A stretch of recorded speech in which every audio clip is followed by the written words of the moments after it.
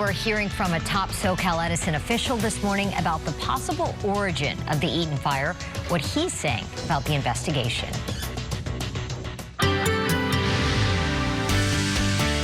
Investigators still working to determine what exactly sparked the Eaton fire. SoCal Edison says its own faulty equipment is likely to blame. KTLA's Annie Rose Ramos live in Altadena with the latest details. Annie Rose, good morning.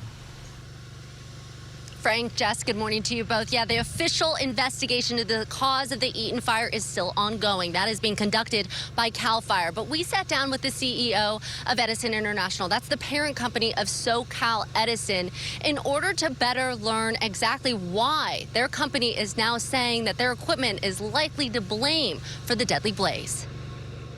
Seeking clarity about the cause of the Eaton fire from the president and CEO of Edison International. We take this really seriously because we have an obligation to make sure we're, reporting the facts as we know them. We still don't understand what the mechanism would have been that could have led to a spark. I want to go through a little bit more about what your company has stated in regards to the fire up until now. Back in January, your company said it did not believe your equipment started this fire.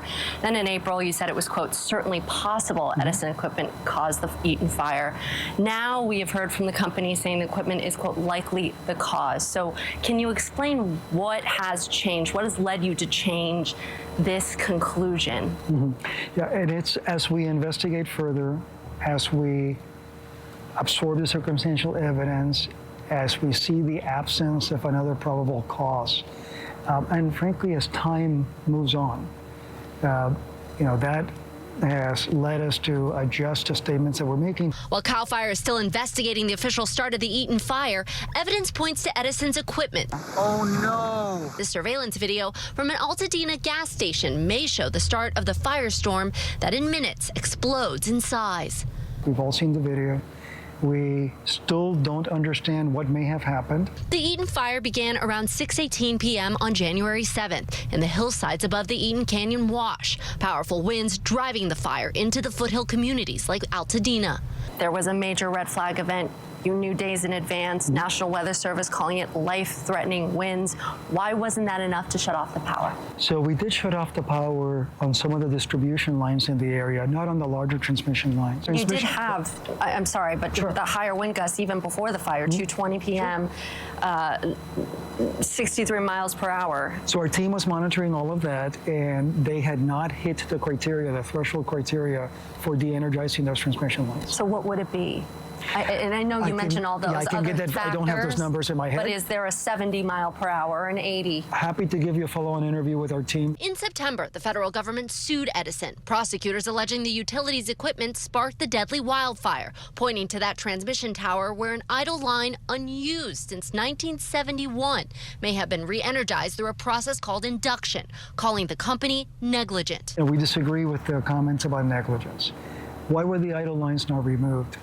One, there's a cost to customers when we remove the lines. Secondly, just as importantly, those idle lines actually give us optionality for future lines that may be needed. Did you have any plans to use that infrastructure? Not that one yet, but again, because we think in terms of decades, not years, we don't know what the future will bring. Was it a mistake to leave the abandoned equipment when there was no plan to use it in the future? No, and we will continue to maintain idle lines in place. And Frank and Jess, I am standing on Michelle Majid Hughes' property. Her family has lived here for nearly 30 years. As you can see behind me, her home burned down. Hear her reaction to what the CEO of Edison had to say alongside her attorneys. Listen. It's really still hard being up here. It's very difficult coming up here, and I'm sure that I speak on behalf of all the community, whether they lost their home or not. That whole experience was traumatic. I think that SCE needs to stop. They need to step up to the plate and take responsibility. That's what I think they need to do. I don't know how they sleep at night.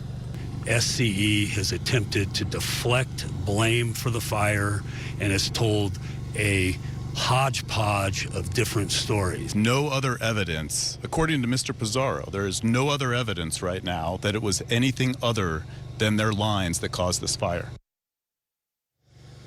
Frank, Jessica, and later on in the interview, we drill down on the details of Edison's new compensation plan they are offering the impacted community here. What the CEO has to say about that coming up in the next hour.